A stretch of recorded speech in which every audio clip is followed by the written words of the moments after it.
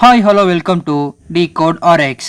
இன்றைக்கி நம்ம என்ன பார்க்க போகிறோம்னா கிரேஸ் அனாட்டமி சீசன் 1 எபிசோட் 3 தான் பார்க்க போகிறோம்.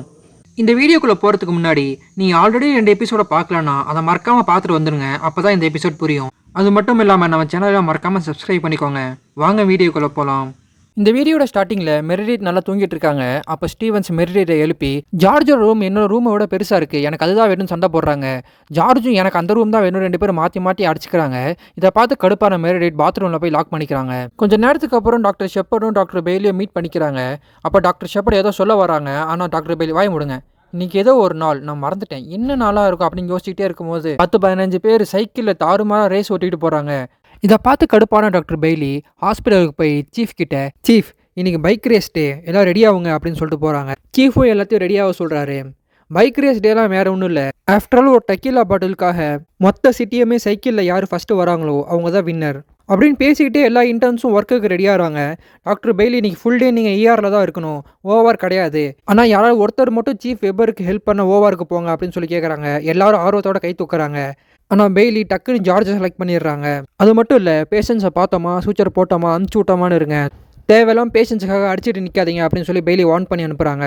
இதெல்லாம் கேட்குற ஆளுங்களா நம்ம இன்டர்ன்ஸ் வழக்கம் போல் ERக்கு போய் பேஷண்ட்டுக்காக அடிச்சுக்கிறாங்க. அங்கே ஒரு பேஷண்ட் ரொம்ப மோசமான நிலமையில் வர்றாரு. அதை பார்த்த கிறிஸ்டினாவும் ஸ்டீவன்ஸும் அந்த பேஷண்ட் எனக்கு தான் வேணும்னு சொல்லி 2 பேர் சண்டை போட்டுக்கிறாங்க.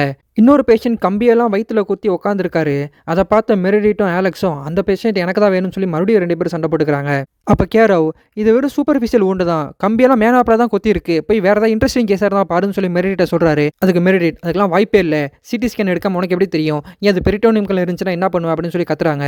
இதெல்லாம் கேட்காம கேரவ் அந்த பேஷண்ட்டை போய் டபக்குன்னு அந்த கம்பியெல்லாம் எடுத்து விட்டுறாரு. கொஞ்ச நேரத்துக்கு அப்புறம் கிறிஸ்டினாவும் ஸ்டீவன்ஸும் அழைச்சிட்டு போன அந்த பேஷண்ட்டை டாக்டர் ஷெப்பர்டும் டாக்டர் பர்க்கும் வந்து பார்க்குறாரு. அப்போ கிறிஸ்டினா, அந்த பேஷண்ட்டோட பேர் தெரியல, 30 வயசு இருக்கும், GCS 3 தான் இருக்குது, பியூப்பிள்ஸ் வந்து அப்படியே ஃபிக்ஸ் ஆகி டைலேட் ஆகிருக்கு, ஆட்ரோபின் கொடுத்தாச்சு ஆனால் ஹார்ட் ரேட் 40 தான் இருக்குது, அதோட சேர்த்து டெக்ஸாமெட்டசோனும் கொடுத்தாச்சு, ஃபெனிட்டோயின் கொடுத்தாச்சு, எந்த இம்ப்ரூவ்மெண்ட்டும் இல்லை, சிடியில் பார்த்தா இது செரிபரல் எடிமா மாதிரி தெரியுது, ஆனால் மேனிட்டல் கொடுத்தாலுமே சரியாக மாட்டேங்குது, ஆப்ரேஷன் ரூமுக்கு கூட்டு போகலாமா அப்படின்னு சொல்லி கேட்குறாங்க. அப்போ டாக்டர் ஷெப்பர்ட், தேவையில்லை, EEG எடுத்துகிட்டு மற்ற டெஸ்ட்டெல்லாம் எடுங்க, 6 மணி நேரத்துக்கு அப்புறமும் எந்த இம்ப்ரூவ்மெண்ட்டும் இல்லைனா டிக்ளேர் பண்ணிடுங்க அப்படின்னு சொல்லிட்டு போயிடுறாரு. டிக்ளேர்னா என்ன அப்படின்னு சொல்லி ஸ்டீவன்ஸ் கேட்குறாங்க. பிரெயின் டெட்னு டிக்ளேர் பண்ண சொல்லிட்டு போகிறாருன்னு சொல்லி கிறிஸ்டினா சொல்கிறாங்க. இதை கேட்ட ஸ்டீவன்ஸ் ரொம்ப மனசு உடஞ்சி போயிடுறாங்க. கொஞ்ச நேரத்துக்கு அப்புறம் ஜார்ஜ் ஓவாருக்கு போகிறாரு. அங்கே டாக்டர் வெப்பர், நீ ஆப்ரேஷன் தேட்டருக்குள்ளலாம் வர வேணாம், நான் இன்னைக்கு ஃபுல் டே பிஸியாக இருப்பேன், ஸோ என்னோட ப்ரீயா போஸ்ட் ஆஃப் பேஷண்ட்லாம் நீ தான் பார்த்துக்கணும்னு சொல்லிடுறாரு. அது மட்டும் இல்லை, ரூம் நம்பர் 4452ல் என்னோட பெஸ்ட்டு ஃப்ரெண்ட் அட்மிட் ஆயிருக்கான், அவனுக்கு என்ன என்னமோ பார்த்து செய் அப்படின்னு சொல்லி அமுச்சு விட்டுறாரு. அங்கே போய் பார்த்தா அந்த பேஷண்ட் ஜாலியாக டம் அடிச்சுட்டு இருக்காரு. இதை பார்த்து கடுப்பான ஜார்ஜ் சிகரெட்டை வாங்கி தூக்கி பார்த்துட்டு, என்ன நினச்சிட்டு இருக்கீங்க, சாகலான்னு முடிவு பண்ணிட்டீங்களா அப்படின்னு சொல்லி கேட்குறாரு. அதுக்கு அந்த பேஷண்ட், எனக்கு ஆல்ரெடி லிவர் கேன்சர் இருக்குது, நான் எப்படியும் சாக தான் போகிறேன், டம் அடிச்சு சேர்த்தா தான் என்ன தப்பு அப்படின்னு சொல்கிறாரு. அப்போ ஜார்ஜ், நீங்கள் தான் டிரான்ஸ்பிளான்ட் லிஸ்ட்லேயே நம்பர் 1ல் இருக்கீங்க, கொஞ்சம் பொறுமையாக இருங்க, லிவர் கிடைக்கும் அப்படின்னு சொல்கிறாரு. அதுக்கு அந்த பேஷண்ட் சமாதானமாகி ஜார்ஜுக்கிட்ட ஒரு மாதிரி வலிகிற மாதிரி பேசுகிறாரு. கொஞ்ச நேரத்துக்கு அப்புறம் கிறிஸ்டினாவும் ஸ்டீவன்ஸும் அந்த பேஷண்ட்டை செக் பண்ணிகிட்டு இருக்காங்க. அப்போ ஸ்டீவன்ஸ், இன்னும் 5 மணி நேரத்தில் கண்ணு முழிக்கலன்னா இவர் அவ்வளோதான், இல்லை பிரெயின் டெட்னு சொல்லி டிக்ளேர் பண்ணிடுவோம்ல அப்படின்னு சொல்லி கேட்குறாங்க. அதுக்கு கிறிஸ்டினா, 5 மணி நேரம் இல்லை ஸ்டீவன்ஸ், இவர் ஆல்ரெடி இறந்துட்டாரு, அது ஏன் உனக்கு புரிய மாட்டேங்குது அப்படின்னு சொல்லி கேட்குறாங்க. அதுக்கு ஸ்டீவன்ஸ், இல்லை ஏதாவது மிரக்கல் நடக்கும், கண்டிப்பாக இவர் கண்ணு முழிப்பாக இருப்பார் அப்படின்னு சொல்கிறாங்க. அப்போ திடீர்னு டாக்டர் ஷெப்பர்டு வந்து, ஆமாம் மிரக்கல் நடக்க வாய்ப்பு இருக்குது, அதுக்காக தான் நம்ம 6 மணி நேரமாக கண்டினியூஸாக டெஸ்ட் எடுத்துகிட்ருக்கோம், ஸோ மனசை தளர விடாமல் கண்டினியூஸாக டெஸ்ட் எடுத்துட்டுருங்க அப்படின்னு சொல்லி அவர் கிளம்பிடுறாரு. அவர் கிளம்புனதுக்கப்புறம் கிறிஸ்டினா, இவர் சீக்கிரமாக சேர்த்துட்டா அடுத்து நம்ம கேஸ் பார்க்க போகலாம் அப்படின்னு சொல்கிறாங்க. இதை பார்த்து கடுப்பான ஸ்டீவன்ஸ், இங்கே பாரு, அவர் ஷர்ட்டை பாரு, அவர் ஷூவை பாரு, இதெல்லாம் புதுசு, 1 மணி நேரத்துக்கு முன்னாடி நல்லா இருந்தார் கிறிஸ்டினா, இப்போ பார்த்தியா அவர் நிலமையை, ஸோ கொஞ்சமாக டீசெண்டாக பேசு கிறிஸ்டினா அப்படிங்கிறாங்க. அது கிறிஸ்டினா, ஆமாம் இவரை சாக விடக்கூடாது, இவரை சாக விடாமல் காப்பாற்றினா இவர் ஆர்கன்ஸையாவது ஹார்வெஸ்ட் பண்ணலாம் அப்படிங்கிறாங்க. அதுக்கு ஸ்டீவன்ஸ், இவர் திருந்தவே மாட்டா அப்படிங்கிற மாதிரி பார்க்குறாங்க. கொஞ்ச நேரத்துக்கு அப்புறம் மெரிடிட் அந்த கம்பி கோத்தின பேஷண்ட்டுக்கு சூச்சர் போட்டு விட்டுருக்காங்க. அப்போ மெரிடிட், ஒரு 1 மணி நேரம் வெயிட் பண்ணேன், சிடி மட்டும் எடுத்துக்கலாம், உள்ளே எந்த இன்டர்னல் ப்ளீடிங்கும் இல்லைன்னு சொல்லி கன்ஃபார்ம் பண்ணிக்கலாம் அப்படின்னு சொன்னதுக்கு அந்த பேஷண்ட் மெரிடிட் கீழே நல்லா வளைஞ்சிக்கிட்டே, இல்லை தேவையில்லை, நான் உடனே போய் அந்த ரேஸை கம்ப்ளீட் பண்ணி ஆகணும் அப்படின்னு சொல்லி கிளம்பிடுறாரு. போகிறப்போ மெரிடிட்டை வேற கிஸ் பண்ணிட்டு போயிடுறாரு. இதனால் கடுப்பான மெரிடிட், தயவு செஞ்சு திரும்ப மட்டும் வந்துடாத அப்படின்னு சொல்லி திட்டி விட்டுறாங்க. ஆனால் இதெல்லாம் பின்னாடி இருந்து டாக்டர் ஷெப்பர்ட் நல்லா பார்த்துடுறாரு. பார்த்துட்டு, ஓ இப்போ பேஷண்ட்டெல்லாம் கிஸ் பண்ண ஆரம்பிச்சிட்டியா நீ அப்படிங்கிறாரு. அதுக்கு மெரிடிட், ஏன் உங்களுக்கு என்ன வயிற்றுச்சலாக இருக்கா அப்படின்னு சொல்லி கேட்குறாங்க. நம்ம 2 பேர் ஆல்ரெடி ஒன்றா இருந்திருக்கோம், ஒரு வாட்டி எலிவேட்டரில் கிஸ் பண்ணியிருக்கோம், அப்படியே என் கூட நீ டேட் வர மாட்டேங்கிற அப்படின்னு சொல்லி கேட்குறாரு. அதுக்கு மெரிடிட், உலகமே அழிஞ்சாலும் சரி நான் அவங்க கூட மட்டும் டேட்டிங் வரவே மாட்டேன் அப்படின்னு சொல்லி கிளம்பிடுறாங்க. அதுக்கப்புறம் கிறிஸ்டினாவும் ஸ்டீவன்ஸும் டாக்டர் பெய்லி கிட்ட போய் கீழே ஒரு பேஷண்ட் 3 மணி நேரத்தில் பிரெயின் டெட் ஆக போறாரு, அதுக்கு முன்னாடி அவர் ஆர்கன்ஸ் எல்லாம் ஹார்வெஸ்ட் பண்ணிடலாம் அப்படின்னு சொல்லி கேட்குறாங்க. அதுக்கு டாக்டர் பெய்லி, யாருன்னே தெரியாத பேஷண்ட் கிட்டன்னு ஆர்கனை ஹார்வெஸ்ட் பண்ணுறதுலாம் நடக்காத காரியம். அதுக்கு முதல்ல அந்த பேஷண்ட்டோட ஃபேமிலி யாருன்னு கண்டுபிடிக்கணும், அவங்க கிட்ட சம்மதம் வாங்கணும், அவங்க சம்மதிச்சதுக்கு அப்புறம் தான் அந்த ஆர்கன்ஸ் எல்லாம் ஹார்வெஸ்ட் பண்ண முடியும் அப்படின்னு சொல்றாங்க. அது கிறிஸ்டினாவும் ஸ்டீவன்ஸும் ஒருவேளை அந்த ஃபேமிலி நாங்கள் கண்டுபிடிச்சிட்டா இந்த ஹார்வெஸ்ட் சர்ஜரி பண்ணலாமா அப்படின்னு சொல்லி கேட்டதுக்கு, முதல்ல போய் கண்டுபிடிங்க அதுக்கப்புறம் பேசிக்கலாம் அப்படின்னு சொல்லி பெய்லி அமுச்சு விட்டுறாங்க. அதுக்கப்புறம் கிறிஸ்டினாவும் ஸ்டீவன்ஸும் கீழே ரிசப்ஷனுக்கு வந்து தான் கிட்ட கிடைச்ச கீயை கொடுத்து இதை போலீஸ்கிட்ட கொடுத்து கொஞ்சம் சீக்கிரமா அந்த பேஷண்ட்டோட ஃபேமிலியை கண்டுபிடிக்க சொல்லுங்க அப்படின்னு சொல்றாங்க. அதுக்கு அந்த ரிசப்ஷனிஸ்ட், ஏன் அந்த பேஷண்ட்டோட ஆர்கன்ஸ் எல்லாம் ஹார்வெஸ்ட் பண்ணுமா அப்படின்னு சொல்லி கேட்குறாங்க. இதை கேட்ட ஜார்ஜ், உங்ககிட்ட ஆர்கன் டோனர் இருக்காரா, அவர் பிளட் டைப் என்ன அப்படின்னு சொல்லி கேட்குறாரு. அது கிறிஸ்டினா ஓ நெகட்டிவ் அப்படிங்கிறாங்க. அதுக்கப்புறம் ஸ்டீவன்ஸ் அந்த பேஷண்ட் கிட்ட வந்து, உங்கள் ஆர்கனை டொனேட் பண்ணுறதுலாம் பெரிய விஷயந்தான், ஆனால் உங்களுக்குன்னு ஒரு ஃபேமிலி இருக்குது, உங்களுக்குன்னு ஒரு வாழ்க்கை இருக்குது. ஸோ தயவு செஞ்சு என் வாய்ஸ் மட்டும் கேட்டுச்சுன்னா கொஞ்சமாவது பெட்டராக ட்ரை பண்ணுங்கள், கொஞ்சமாவது பொழைக்க ட்ரை பண்ணுங்கள் அப்படின்னு சொல்லி பேசிகிட்டே இருக்கும்போதே அவருடைய ஹார்ட் உடனே அப்படியே ஸ்டாப் ஆகிடுது. இதை பார்த்து ஸ்டீவன்ஸ் ரொம்ப பயந்துடுறாங்க. மெரிடிட்டை ஹெல்ப்புக்கு கூப்பிட்றாங்க. ஆனால் மெரிடிட், அவர் ஆல்ரெடி பிரெயின் டெட் ஆன பேஷண்ட் ஈஸி, நம்ம எதுவும் பண்ணக்கூடாது, பண்ணவும் முடியாது, அவர் நிம்மதியாக சாகவாது விட ஈஸி அப்படின்னு சொல்கிறாங்க. ஆனால் ஸ்டீவன்ஸ் அதுக்கு, இல்லை டாக்டர் ஷெப்பர்ட் 6 மணி நேரத்துக்கு அப்புறம் தான் அந்த பேஷண்ட்டை பிரெயின் டெட்னு டிக்ளேர் பண்ண சொல்லியிருக்காரு, ஆனால் வெறும் 5.5 மணி நேரம் தான் ஆயிருக்கு, இன்னும் 1/2 மணி நேரத்துக்கு அவர் உயிர் வாழ்றதுக்கு எல்லா தகுதி இருக்குது, தயவு செஞ்சு ஹெல்ப் பண்ணு அப்படின்னு சொல்லி கேட்குறாங்க. அதுக்கு மெரிடிட், மயிரா போச்சு, நீ போய் டோப்பமைனும் பிளட்டையும் எடுத்துட்டு வா, என்ன நடந்தாலும் நடக்கட்டும், டிரான்ஸ்ஃபியூஷன் ஸ்டார்ட் பண்ணலாம் அப்படின்னு சொல்கிறாங்க. அதுக்கப்புறம் கிறிஸ்டினா, நான் எக்ஸ்ரேவை பார்த்தேன், அந்த பேஷண்ட்டுக்கு ஏஆர்டிக் இன்ஜுரி இருக்குது, சர்ஜரி மட்டும் பண்ணலன்னா இன்னும் கொஞ்சம் நேரத்தில் செத்துருவார் அப்படின்னு சொல்கிறாங்க. அதுக்கு ஸ்டீவன்ஸ், நீங்கள் எப்படியாவது போய் மற்ற டாக்டர்ஸ் அந்த சர்ஜரி பண்ணுறதுக்கு ஒத்துக்க வைங்க, நான் போய் அந்த ஃபேமிலியை கண்டுபிடிக்கிறேன் அப்படின்னு சொல்லி கிளம்பிடுறாங்க. அதுக்கு மெரிடிட், பிரெயின் டெட் ஆன பேஷண்ட்டுக்கு யார் சர்ஜரி பண்ண வருவா அப்படின்னு சொல்லி கேட்டதுக்கு, எனக்கு ஒரு ஆளை தெரியும், வா போகலாம் அப்படின்னு சொல்லி கிறிஸ்டினை அழைச்சிட்டு போகிறாங்க. டாக்டர் பர்க் ரெஸ்ட் ரூமில் இருக்காரு. அப்போ கிறிஸ்டினா டக்குன்னு உள்ளே வந்து, எங்களோட பிரெயின் டெட் பேஷண்ட்டுக்கு ஏஆர்டிக் ரிப்பேர் சர்ஜரி வேணும், நீங்கள் வந்து கொஞ்சம் பண்ணித்தர முடியுமா அப்படின்னு சொல்லி கேட்குறாங்க. அதுக்கு டாக்டர் பர்க், இன்னும் அந்த பேஷண்ட் பிரெயின் டெட்னு டிக்ளேர் பண்ணலையா அப்படின்னு சொல்லி கேட்குறாரு. அது கிறிஸ்டினா, இல்லை அந்த பேஷண்ட்டுக்கு நாங்கள் பிளட்டும் டோப்பமைனும் கொடுத்துருக்கோம், இப்போதைக்கு ஸ்டேபிளாக இருக்காரு அப்படின்னு சொல்லி சொல்கிறாங்க. அதுக்கு டாக்டர் பர்க், யாரை கேட்டு பிரெயின் டெட் ஆன பேஷண்ட்டுக்கு நீங்கள் பிளட் கொடுத்தீங்க அப்படின்னு சொல்லி கேட்குறாரு. அதுக்கு கிறிஸ்டினா, ஐயோ நம்மளே வாய் கொடுத்து மாட்டிக்கிட்டோமா அப்படின்னு சொல்லி கிளம்பிடுறாங்க. அப்போ மெரிடிட், நான் தான் கொடுத்தேன், தயவு செஞ்சு சர்ஜரி மட்டும் வந்து பண்ணி கொடுங்க அப்படின்னு சொல்லி கேட்குறாங்க. அதுக்கு டாக்டர் பர்க், செத்த பேஷண்ட்டுக்குலாம் என்னால் ஆப்ரேஷன் பண்ண முடியாது அப்படின்னு சொல்லி கிளம்பிடுறாரு. அப்புறம் கிறிஸ்டினா, ஸ்டீவன்ஸ், மெரிடிட் இவங்க 3 பேரும் ஜார்ஜ் கிட்ட போய், உனக்கு அந்த லிவர் வேணும்னு எனக்கு தெரியும், அந்த லிவர் வேணும்னா ஒரே ஒரு வழி தான் இருக்குது, நீ தான் போய் சீஃப்ட்ட பேசி எப்படியாவது டாக்டர் பர்க்கை இந்த ஆப்ரேஷன் பண்ண சம்மதிக்க வைக்கணும் அப்படின்னு சொல்கிறாங்க. அதுக்கு ஜார்ஜ், அதுக்கு வேற ஆளை போய் பாருங்கள், ஏற்கனவே டாக்டர் பர்க் என் மேலே கொலகாண்டில் இருக்காரு அப்படின்னு சொல்கிறாரு. ஆனால் எப்படியும் ஜார்ஜை சம்மதிக்க வச்சு சீஃப்ட்ட பேச வைக்கிறாங்க. ஜார்ஜ் சீஃப்ட்ட போய், உங்கள் ஃப்ரெண்டுக்கு ஒரு லிவர் இருக்குது, ஆனால் இந்த மாதிரி காம்ப்ளிகேஷன் இருக்குன்னு போட்டு விட்டுறாரு. இப்போ சீஃப் டாக்டர் பர்க்கை கூப்பிட்டு, நீங்கள் போய் அந்த டெட் பேஷண்ட்டுக்கு ஆப்ரேஷன் பண்ணுங்க அப்படின்னு சொல்கிறாரு. சீஃபே சொன்னதுனால டாக்டர் பர்க் அந்த ஆப்ரேஷனை பண்ணுறாரு. ஆனால் எந்த இன்டர்னையும் கூப்பிடாம ஆலெக்ஸை மட்டும் கூப்பிட்டு அந்த ஆப்ரேஷனை பண்ணுறாரு. இதை பார்த்து காண்டான மெரிடிட், என்னோட ஐடியானால தான் இந்த ஆப்ரேஷனே நடக்குது, ஆனால் இந்த ஆலெக்ஸ் பையன் என்னோட பொசிஷனை திருடிட்டான் அப்படின்னு சொல்லி காண்டாகிறாங்க. அப்போ ஸ்டீவன்ஸ், நான் ஆப்ரேஷன் தியேட்டருக்குள்ளே இல்லைனாலும் பரவாயில்ல, எனக்கு அந்த பேஷண்ட் நல்லானா போதும் அப்படிங்கிறாங்க. அப்போ அங்கே இருந்த நர்ஸ், அந்த பேஷண்ட்டோடைய ஃபேமிலியை ஐடென்டிஃபை பண்ணியாச்சு, அவங்க ஒய்ஃப் வந்திருக்காங்க அப்படின்னு சொன்னதுக்கு கிறிஸ்டினாவும் ஸ்டீவன்ஸும் அந்த ஒய்ஃபை மீட் பண்ண போகிறாங்க. இப்போ டாக்டர் ஷெப்பர்ட் அந்த பேஷண்ட்டோட ஒய்ஃபை கூட்டிகிட்டு அந்த பேஷண்ட்டை மீட் பண்ண வைக்கிறாங்க.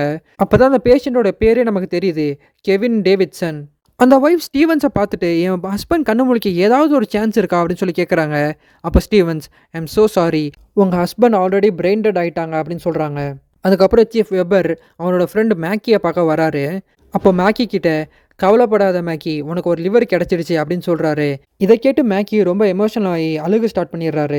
கொஞ்ச நேரத்துக்கு அப்புறம் ஆலெக்ஸ் மெரிடிட்டை வந்து, என் உடம்பு ஃபுல்லாக பார்த்தியா, ஓப்பன் ஹார்ட் சர்ஜரி ஸ்மெல் அடிக்குது அப்படின்னு சொல்லி மெரிடிட்டை வெறுப்பேற்றுறாரு. அதுக்கு மெரிடிட் சரியான காண்டாகி, என் சர்ஜரியை திருடன் மட்டும் இல்லாமல் என்னையே வந்து வெறுப்பேற்றுறேன்னு ஓங்கி ஒரே தள்ளி, என் பக்கத்தில் இனிமேலும் வந்து என்னை டச் பண்ண ட்ரை பண்ண, நீ செத்த அப்படின்னு சொல்லி கிளம்பிடுறாங்க. கொஞ்ச நேரத்தில் டாக்டர் ஷெப்பர்ட் உள்ளே வந்து, என்ன ஆச்சு அப்படின்னு சொல்லி கேட்குறாரு. அதுக்கு கெரவ், அவ தான் என்னை அட்டாக் பண்ணா அப்படின்னு சொல்கிறாரு. அதுக்கப்புறம் டாக்டர் ஷெப்பர்ட் ஆலெக்ஸை வெளில அனுப்பிச்சிடுறாரு. அதுக்கப்புறம் மெரிடிட் கிட்ட, நீ ஓகே தானே, நல்லா தானே இருக்கேன் அப்படின்னு சொல்லி கேட்குறாரு. அதுக்கு மெரிடிட், நான் நல்லா தான் இருக்கேன் அப்படின்னு சொல்லி கிளம்பிடுறாங்க. மெரிடிட் வீட்டுக்கு வந்து பார்த்தா ஜார்ஜும் ஸ்டீவன்ஸும் மெரிடிட்டோடைய அம்மாவோடைய சர்ஜிக்கல் டேப்பெல்லாம் எடுத்து போட்டு பாட்டுட்டு இருக்காங்க. இதை பார்த்து காண்டான மெரிடிட், என்னோட பெர்மிஷன் இல்லாமல் என் திங்ஸ் மேலே கையை வச்சிங்கன்னா உங்களை வீட்டை விட்டே துரத்திடுவேன் அப்படின்னு சொல்லிட்டு அவங்க ரூமுக்கு போயிடுறாங்க. மறுநாள் காலையில் கிறிஸ்டினா அந்த ஒய்ஃப் கிட்ட உங்களுடைய ஹஸ்பண்டோடைய ஆர்கன்ஸ் டொனேட் பண்ணுறதுக்கு உங்கள் சம்மதமா அப்படின்னு சொல்லி கேட்குறாங்க. அதுக்கு அந்த ஒய்ஃப் பரவாயில்ல எடுத்துக்கோங்க நான் சம்மதிக்கிறேன் அப்படின்னு சொல்லி அந்த ஃபார்மில் கையெழுத்து போடுறாங்க. அவரோட கண்ணை கொடுக்கறதுக்கு உங்களுக்கு சம்மதமா அப்படின்னு சொல்லி கேட்குறாங்க. ஒரு செகண்ட் ஜெர்க்காகி அவர் கண்ணா அப்படின்னு சொல்லி ஒரு செகண்ட் ஜெர்க்காகி சரி பரவாயில்ல நல்லதுக்கு தானே எடுத்துக்கோங்கன்னு சொல்லி அந்த ஃபார்ம்லேயும் கையெழுத்து போடுறாங்க. ஆனால் கிறிஸ்டினா அதுக்கும் மேலே போய் அவருடைய ஸ்கின்னை கொடுக்கறது உங்களுக்கு சம்மதமா அப்படின்னு சொல்லி கேட்குறாங்க. அதுக்கு சரியான காண்டாகி தோலையை எடுத்துட்டு அவரோட ஃபியூனலை நான் எப்படி நடத்துறது, தோலே இல்லாத ஒரு உடம்பு அவர் பொண்ணுக்கு நான் எப்படி காட்டுறது, உனக்கு கொஞ்சமாவது அறிவு இருக்கா, ஈவை இறக்கணும் ஏதாவது இருக்கா அப்படின்னு சொல்லி கத்தி விட்டுறாங்க. இதை கேட்டு கிறிஸ்டினா ரொம்ப அப்செட் ஆகி எமோஷனல் ஆகி அந்த ரூம் விட்டு வெளில வந்துடுறாங்க. டாக்டர் பெய்லியும் கிறிஸ்டினா ஃபாலோ பண்ணிட்டே வந்து அந்த பேஷண்ட்டோட பேர் என்னன்னு கிறிஸ்டினாட்ட கேட்குறாங்க. அப்போ கிறிஸ்டினா கெவின் டேவிட்சன் அப்படின்னு சொல்கிறாங்க. அப்போ doctor Bailey correct Kevin Davidson, அது ஒன்றும் ஆல் பேல் தெரியாத மனுஷன் கிடையாது, இப்போ அந்த பேஷண்ட்டோட ஒய்ஃப் கிட்ட சாரி சொல்லி ஒழுங்காக எக்ஸ்பிளைன் பண்ண அப்படின்னு சொல்லி அமுச்சு விட்றாங்க. அதுக்கப்புறம் டாக்டர் ஜார்ஜ் மேக்கியை பார்க்க வராரு. ஆனால் அந்த மேக்கி இன்னமும் ஜார்ஜ் கிட்ட வலிஞ்சிக்கிட்டே தான் பேசுகிறாரு. இதை பார்த்து ஜார்ஜ் மேக்கி கிட்ட நான் அந்த மாதிரி பையன் கிடையாது அப்படின்னு சொல்கிறாரு. அதுக்கு மேக்கி எனக்கு தெரியும் நான் சும்மா தான் உங்ககிட்ட விளையாண்டுட்டு இருந்தேன், நீ ஒன்றும் தப்பாக நினச்சிக்காத, உனக்கு ஏற்கனவே ஒரு பொண்ணை பிடிக்கும் எனக்கு தெரியும் அப்படிங்கிறாரு. இதை கேட்டு சாக்கான ஜார்ஜ் எனக்குலாம் எந்த பொண்ணை பிடிக்காது அப்படின்னு சொல்கிறாரு. பொய் சொல்லாத, உன் கண்ணை பார்த்தாலே தான் தெரியுதே நீ யாரோ ஒரு பொண்ணை லவ் பண்ணிட்டு தான் இருக்க, யார் அந்த பொண்ணு அப்படின்னு சொல்லி கேட்குறாரு. அதுக்கு ஜார்ஜ் தயங்கி அந்த பொண்ணு பேர் மெரிடேட் அப்படிங்கிறாரு. அதுக்கு மேக்கி அப்புறம் ஏன்டா இங்கே உட்காந்துருக்க, போய் அந்த பொண்ணை கரெக்ட் பண்ணு போ அப்படின்னு சொல்லி அமுச்சு விட்டுறாரு. அப்போதான் நமக்கே தெரியுது ஜார்ஜுக்கு மெரிட் மேலே ஒரு கண்ணு மட்டும் இல்லை, 2 கண்ணுமே மெரிட் மேலே தான் இருக்கு. அதுக்கப்புறம் கிறிஸ்டினா, ஸ்டீவன்ஸ், டாக்டர் பர்க் 3 பேரும் ஹார்வர்ட் சர்ஜரிக்கு ரெடி ஆகிறாங்க. இப்போ ஸ்டீவன்ஸ் அந்த பேஷண்ட் கிட்ட சாரி நீங்கள் ரொம்பவே ட்ரை பண்ணீங்க பரவாயில்ல அப்படிங்கிறாங்க. இதை பார்த்து கிறிஸ்டினா வழக்கம் போல நக்கலாக பார்க்குறாங்க. அப்போ டாக்டர் பர்க் குட் பை சொல்கிறதுல தான் தப்பும் இல்லை அப்படின்னு சொல்கிறாரு. கொஞ்ச நேரத்துக்கு அப்புறம் நேற்று கம்பி குத்துன அதே பேஷண்ட் மறுபடியும் இன்றைக்கி வந்துருக்கிறத மெரிடிட் நோட் பண்ணுறாங்க. இவன் என்ன இங்கே பண்ணுறா, நேற்றே அமுச்சு விட்டாச்சுன்னு பக்கத்தில் போய் பார்த்தா அந்த பேஷண்ட் பிரெட் வாமிட் எடுத்து கீழே விழுந்துறாரு. அப்போ மெரிடிட் செக் பண்ணி பார்க்குறாங்க. அப்போ தான் தெரியுது நேற்று குத்துன கம்பி எதுவுமே சூப்பர்ஃபிஷியலாக குத்தலை, எல்லாம் டீப்பாக குத்திருக்கு, உள்ளே இருக்கிற எல்லா ஆர்கன்ஸையும் கிழிச்சிருக்கு. இதை பார்த்த மெரிடிட் ஆலெக்ஸை உடனே அந்த கர்னியை தள்ள சொல்கிறாங்க. ஆனால் இது என்னால் தான் நடந்துச்சுன்னு ஆலெக்ஸ் ஒரு மாதிரி ஸ்டென் ஆகி நிற்கிறாரு. அப்படியே பைத்தியக்காரன் மேலே வண்டி ஓவருக்கு தள்ளுறா அப்படின்னு சொல்லி கத்துறாங்க மெரிடிட். மேலே போனால் டாக்டர் பெய்லி மெரிடிட்டை போய் ஸ்க்ரப்பின் பட்ட சொல்கிறாங்க. ஆலெக்ஸை வெளில போக சொல்கிறாங்க. ஆனால் ஆலெக்ஸ் நான் தான் அந்த பேஷண்ட்டை போன வாட்டி ஹெல்ப் பண்ணேன் அப்படின்னு சொன்னதுக்கு நீ கிழிச்ச, நீ மட்டும் போன வாட்டி ஒழுங்காக சீட்டு எடுத்திருந்தா இவ்வளோ பெரிய பிரச்சனையே வந்திருக்காது அப்படின்னு சொல்லி கடுப்பாய் வெளில அனுப்பிச்சு விட்டுறாங்க. அங்கே பார்த்தியா கிறிஸ்டினா எல்லாரும் பொணந்தனி கழுகு மாதிரி அவருடைய ஆர்கன்ஸுக்கு சுற்றிக்கிட்டு இருக்காங்க அப்படின்னு சொல்கிறாங்க. அதுக்கு கிறிஸ்டினா அவங்க ஒன்றும் பொணந்தனி கழுகு கிடையாது, அவங்களாம் மற்ற உயிரை காப்பாற்றுறதுக்காக போராடிட்டு இருக்காங்க, அந்த கெவினால இன்னைக்கு எத்தனை பேர் உயிரோடு இருக்க போகிறாங்க தெரியுமா, அதெல்லாம் மனசில் போட்டு குழப்பிக்காக உள்ளவா அப்படின்னு சொல்லி உள்ளே கூப்பிட்டு போகிறாங்க கிறிஸ்டினா. அதுக்கப்புறம் டாக்டர் பர்க் அந்த ஆப்ரேஷன் பண்ண ஆரம்பிக்கிறாங்க. ஒவ்வொரு ஆர்கன்ஸாக எடுக்கிறாரு. ஃபஸ்ட்டு கிட்னி எடுத்து கொடுக்குறாரு, அடுத்து ஸ்ப்ளீன் எடுத்து கொடுக்குறாரு, அதுக்கப்புறம் லிவர் எடுத்து ஜார்ஜ் கிட்ட கொடுக்குறாரு. ஜார்ஜ் அந்த லிவரை எடுத்துட்டு மேக்கி ஆப்ரேஷன் ரூமுக்கு போய் அந்த லிவரை மேக்கிக்கு டிரான்ஸ்பிளான்ட் பண்ணுறாங்க.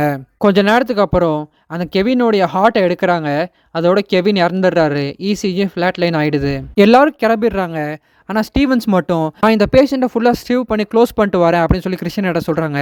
கிறிஸ்டினாவும் மனசு தாங்காமல் ஸ்டீவன்ஸுக்கு ஹெல்ப் பண்ணி அவங்க 2 பேரும் அந்த பாடியை ஃபுல்லாக க்ளோஸ் பண்ணி சேவ் பண்ணுறாங்க. அதுக்கப்புறம் டாக்டர் பெய்லி வைப்பரோட ஃப்ரெண்ட்ஸ்கிட்ட வந்து வைப்பருக்கு ஒன்றும் இல்லைன்னு சொல்ல வராங்க.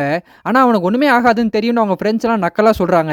இதை கேட்டு கடுப்பான டாக்டர் பெய்லி டேய் நீங்கள் சாகிறதா போய் தனியாக சாக வேண்டியதானடா, நாங்களாம் நல்லா இருக்கணும்னு நினைக்கிறோம்டா, எங்கள் மேலே வண்டி ஓட்டி ஏற்றி இன்னைக்கு ஒரு உசிரியே போயிடுச்சு, அறிவு மயிறு இல்லையா அப்படின்னு சொல்லி திட்டிட்டு கிளம்பிடுறாங்க. கொஞ்ச நேரத்துக்கு அப்புறம் டாக்டர் ஷெப்பர்ட் மெரிடிட்டை மீட் பண்ண வராரு. நான் உன்னை டேட் பண்ணிட்டு அப்படியே கல்ட்டியோட போகலாம் ட்ரை பண்ணல, நான் உன்னை உண்மையாகவே லவ் பண்ணுறேன் அப்படின்னு சொல்லி ப்ரப்போஸ் பண்ணிட்டு போயிடுறாரு. இதை கேட்டு சந்தோஷமான மெரிடிட் கொஞ்ச நேரம் கழிச்சு வீட்டுக்கு வராங்க. அங்கே வழக்கம் போல் அவங்க ஃப்ரெண்ட்ஸ் எல்லாம் அவங்க டிவிடி எடுத்து போட்டு பார்த்துட்டு இருக்காங்க. இதை பார்த்து எங்கே மெரிடிட் நம்மளை திட்ட போகிறாளோன்னு நினச்சா மெரிடிட்டும் சேர்ந்து உட்காந்து இந்த டிவிடியை சந்தோஷமாக பார்க்குறாங்க. அதோட இந்த எபிசோட் முடியுது. இந்த எபிசோட் எப்படி இருக்குன்னு மறக்காமல் கமெண்ட் பண்ணுங்கள். அதோட நம்ம சேனலை சப்ஸ்கிரைப் பண்ணிக்கோங்க. Until then, signing off, Decode RX.